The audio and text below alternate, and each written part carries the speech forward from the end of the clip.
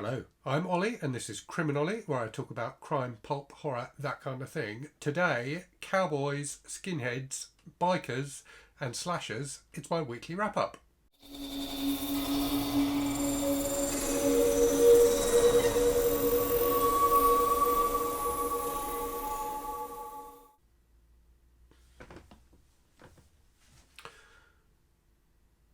So before we go any further, hopefully this video will feel a bit more professional than some of my weekly wrap-ups in that I've actually made a proper list of things to talk about. And I've even ordered myself this morning a whiteboard, an big A3 whiteboard that I can use to prepare for each of my videos. So I've got like a mini script, or at least some prompts, so I don't just ramble incoherently for 15 minutes. Right, so I've got quite a lot of books to talk about. So I've read 7 books this week, so I'm going to talk about those. There will also be in this video, towards the end, a new feature, which I'm going to try, if I remember, to put in all of my videos going forward. So a little bonus for you to look out for towards the end of the video. So yeah, stay tuned for that. But yeah, normal format for this weekly wrap up. So I'll talk about the books I've read, talk about the books I'm reading at the moment, talk about what I think I'm going to be reading in the coming week, and then just let you know what's been on the channel and what's upcoming in case you've missed anything that tickles your fancy. So let's crack on with what I've read then. So as I said, 7 books, most of them on my Kindle. So I got a Kindle Unlimited subscription again this week. For the first time in ages, and I've quite a few of the books I have read, and one of the books I am reading at the moment are Kindle Unlimited ones. So the ones I've read, so 3 slashers, which I read for Kelsey at Simon Slasher's Summer Slashers Readathon.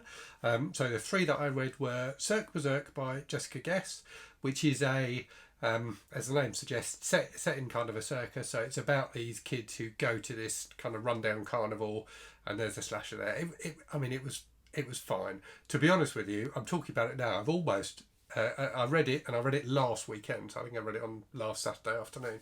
I've almost forgotten it already. It was pretty forgettable, and it was fine. It was quite entertaining when I read it. But yeah, I've almost forgotten it already. So slasher wise, if I was to compare it to a movie slasher, it would probably be something like I Still Know What You Did Last Summer. One of those movies you're pretty sure you've seen, but you can't really remember what it's about. After that, I read Taste Like Honey by Ivy Tholen, so another modern slasher novel, which was really good. So I really enjoyed this one. So this is about a group of girlfriends, basically, who are I think they're in their final year of high school, or they're about to go into the final year of high school. I don't really understand how high school works. They're going to be seniors, which I think means they're going to go into their final year of high school. And there's this tradition where there's a scavenger hunt that's organised by the existing seniors for the kind of their pick of the new seniors. And this year it involves them going to this kind of rundown amusement park, where, lo and behold, there is a slasher. What was really good about this book was the characters are great. There's really good relationships between all the characters. The identity of the slasher is a mystery, and whilst it was, I kind of could have guessed. If I tried, I kind of could have guessed who it was. It's still quite good when they, when they reveal, when the identity of the killer is revealed. The kills, if you like, are pretty good as well. So it's quite entertaining, and it's just got like all the characters are really nicely done and work really well together. So it was quite enjoyable just reading as a book about teenagers, as well as being a decent slasher. So yeah, I really enjoyed that one. If I was to compare that to a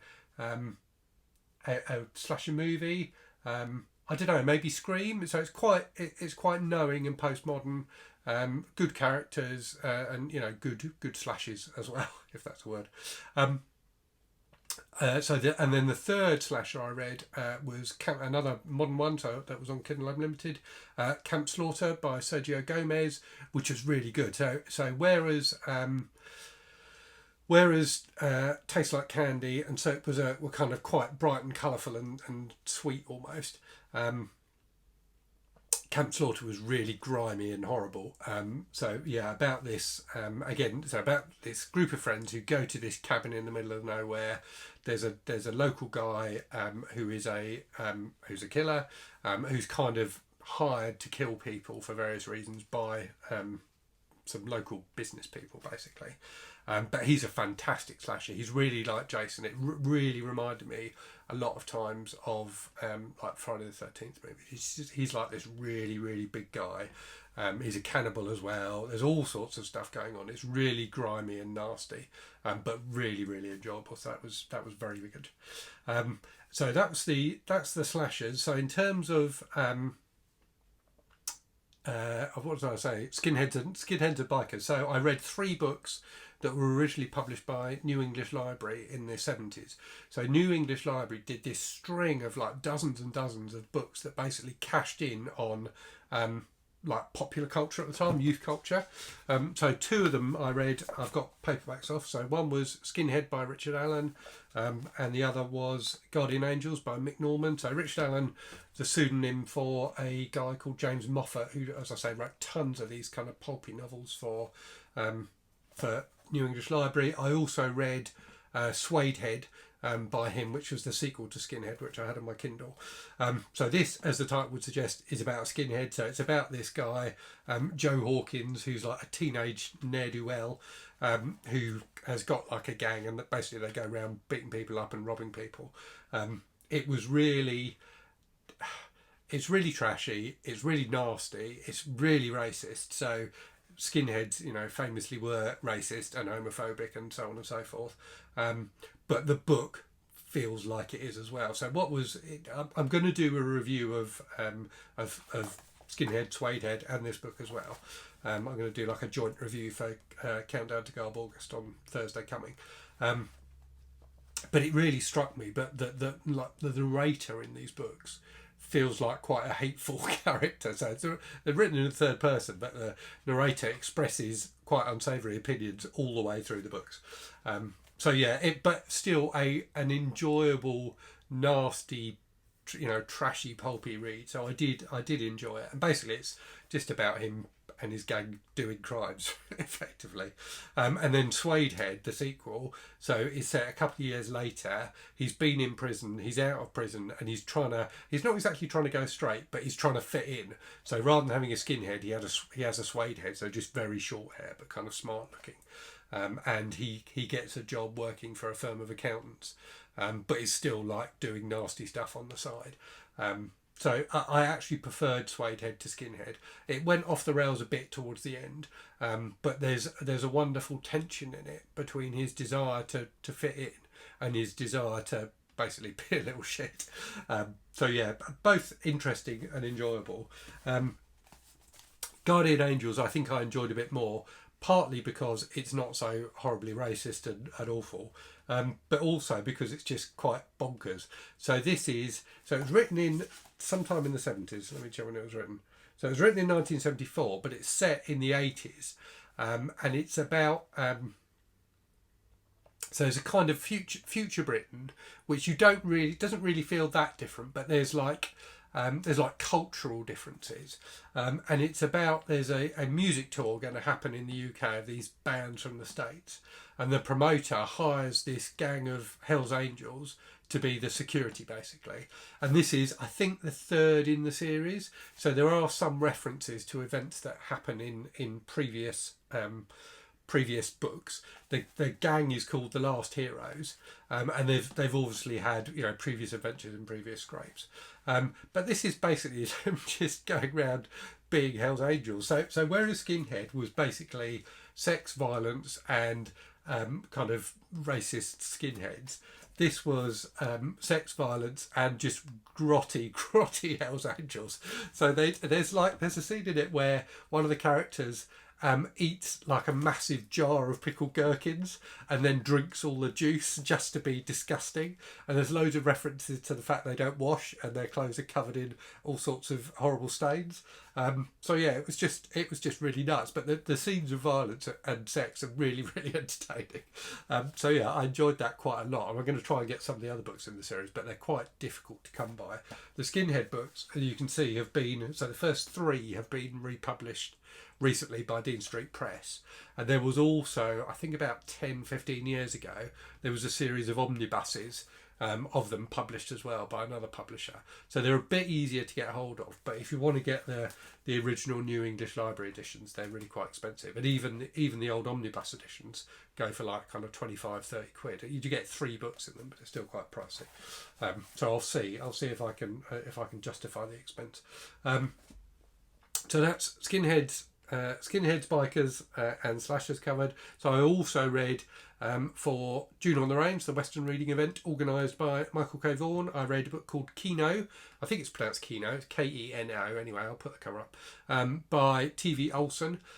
So Michael recommended TV Olsen as I think his favourite writer of westerns, and I have to say it was pretty good. It felt a lot like the Louis L'Amour books I've read recently, in that it's quite short and it's obviously written to be entertaining rather than to have any deeper meaning or anything like that.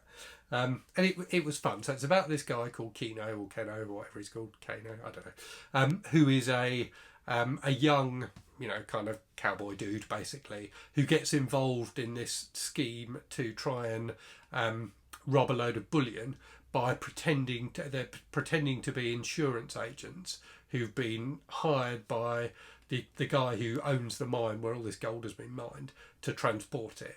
So basically they managed to get this con going where they convince him that he and one of his buddies, Keno's buddies, are these insurance guys who are going to protect the money, and actually they're going to steal it.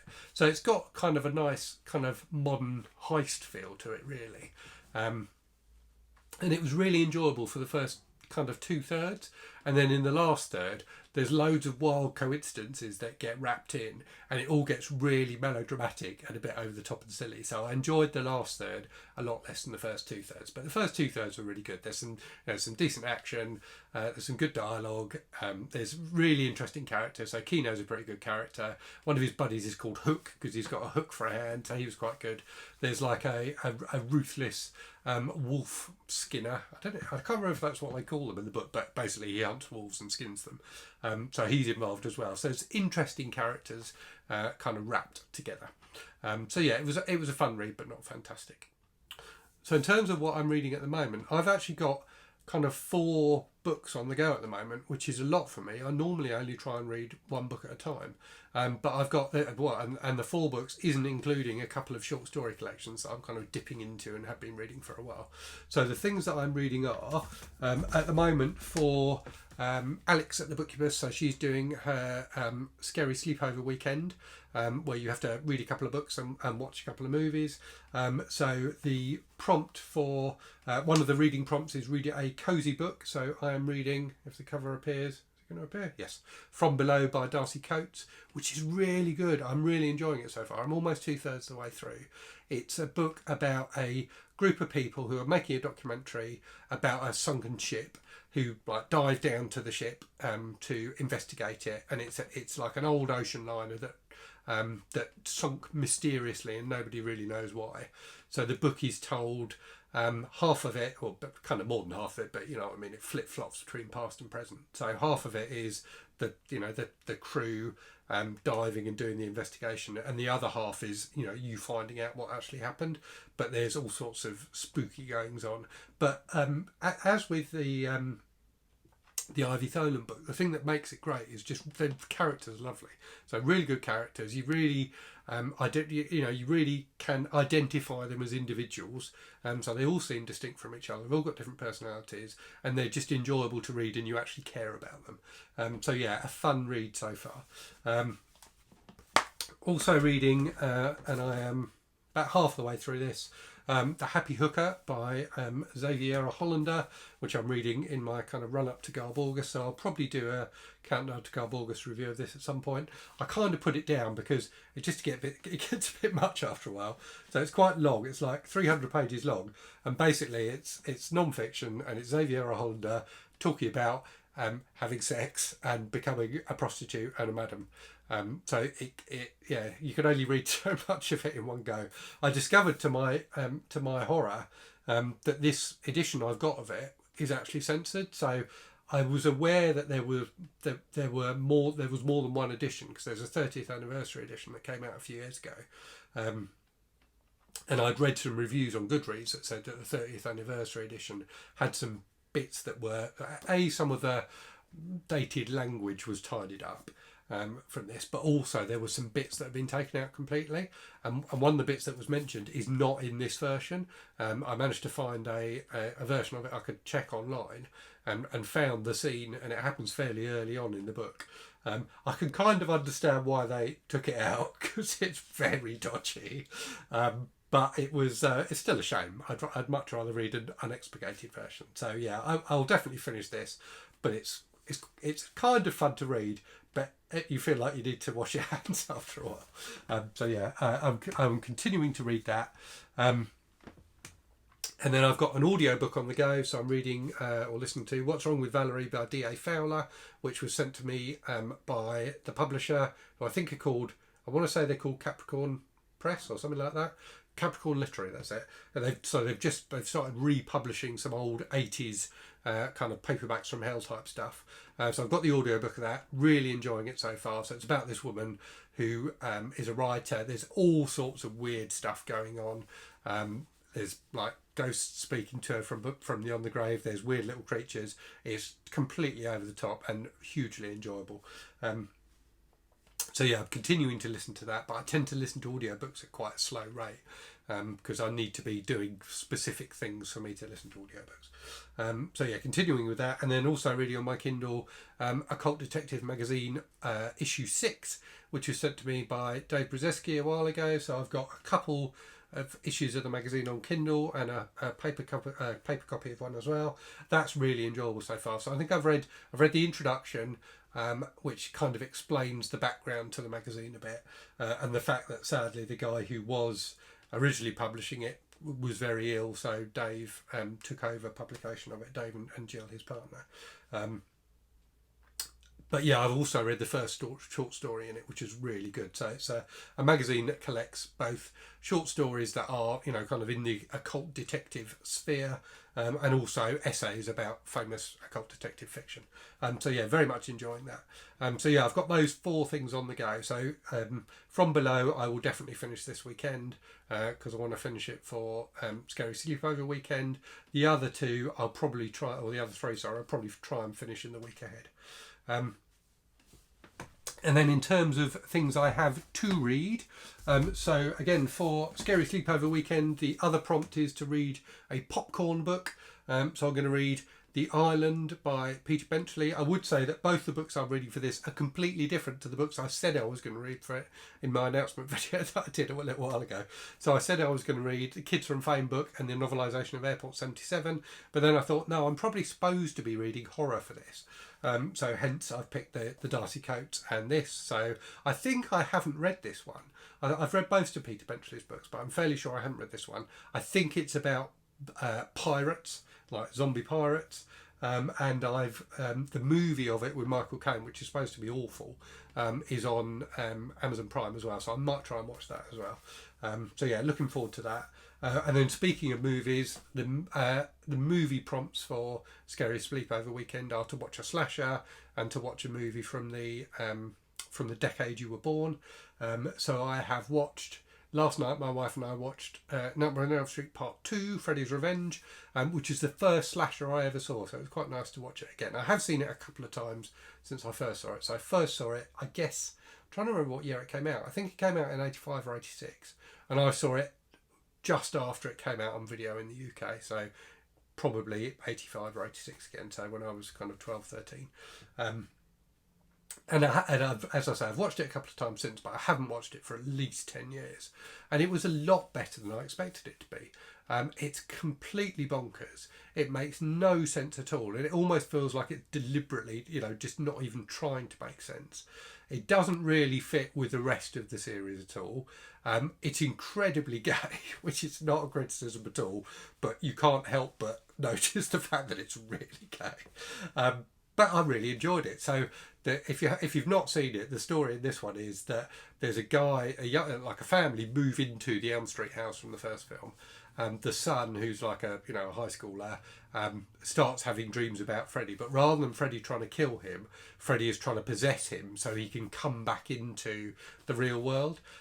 So it's about this kid trying to battle Freddie, but it also often feels like it's about this kid trying to battle his kind of latent homosexuality. So yeah, it was a lot of fun. It's really bonkers, as I say. There's no logic to it at all, but it's got some pretty good special effects for the time, and yeah, I enjoyed it a hell of a lot, and really looking forward to watching Dream Warriors Part 3, which, as I remember it, is probably my favourite of the series. So looking forward to watching that. And then I've also just started watching The Brood, the David Cronenberg film, which is my pick for the one from the 70s, which is the decade of my birth. So that's fantastic so far. Oliver Reed is just brilliant in it. I had to pause it because I was kind of trying to watch it while doing chores. And figured actually that I just wasn't able to pay enough attention to it. So I think I'm going to watch the rest of it tomorrow when I can properly pay attention. And then for the final prompt for Scary Sleepover Weekend is to read a spooky story. So I'm finally going to get round to reading The Turn of the Screw by Henry James, which I've said for ages that I'm going to read. So I've got that on Kindle, so I'm definitely going to read that. And then other things I'm going to read this week. So I'm going to try and fit in, if I can, Endless Night by Richard Lehman for Kelsey's Summer Slashers event. I think she said it's not really a slasher, but it's her favourite Richard Lehman book, and I've been meaning to reread it for ages, so I'm going to try and squeeze that in. And then I'm also going to read the third book in this lovely Library of America volume of Westerns, which is The Searchers by Alllen LeMay, which various people have read so far this month, including DDB, who's one of my subscribers, who said that he thinks it's the best book he's read so far this year. So yeah, looking forward to that, and it's not too long. I think it's kind of 250 pages, something like that. So yeah, I'll definitely read that. So definitely read that. Definitely read The Island, and we'll try and fit this in as well. Okay, so in terms of channel stuff then, let me turn my notes over. So what have you had so far this week? So I did a top 5 crime writers whose books you should always buy if you see them cheap, which is quite fun and seems to be getting lots of views. So clearly people are enjoying that. So if you haven't seen it, check it out. I did a kind of double head review of Shane and True Grit for Junior on the Range. I did a review for Garb August of all 5 of the Omen novels. And I did a library tour of like random general fiction books, which I can't really remember what I bought, so that was quite entertaining. And then I did the mid-year freak out tag as well. So coming up in the week ahead, I've got a Sunday Bollocks video planned for tomorrow, which is going to be about cozy books. On Monday, I'm going to do my July TBR. On Tuesday, I'm going to do the Book Bay Summer Tag, which is a new tag from MJ at Reading This Life, which I feature in the original tag video for it, because MJ got loads of booktubers to do little clips for it, so that's quite fun. On Wednesday, I'm going to have what I think will be my final library tour video. So I've got one big box up in the attic, which has got books by 3 authors in it. So those authors are Ian Rankin, Ian Banks, and put my teeth in, She Who Shall Not Be Named. So I'm going to do my final book tour, which will be part 20 of my book tour. My library tour will be me going through that box, so that will be quite a big video. I'll try and get that filmed this weekend because there's a lot of books in there. And then on Thursday for Countdown to Garb August, I'm going to do, as I said, a review of those 3 New English Library pulp books that I read, and then also a review of Camp Slaughter and Tastes Like Honey, 2 of the slashers I read, because I really enjoyed both of those. So yeah, that's what you've had on the channel so far this week, and that's what you've got coming up in the week ahead. So I promised for you a new feature in this video, which I'm going to try and remember to put in every video going forward. And that is, it occurred to me, because I'm finishing off my library tour, I've really enjoyed doing the library tour. I've really enjoyed just plucking random books out and going, oh yeah, this is a really good book, you should read it, this is what it's about, or no idea what this is about, or I haven't read this but it looks good. So what I thought I would do going forward is, at the end of every video I do, I'm going to just talk about a completely random book that I own. So all of these will probably have been featured in some sort of library tour or book haul video at some point.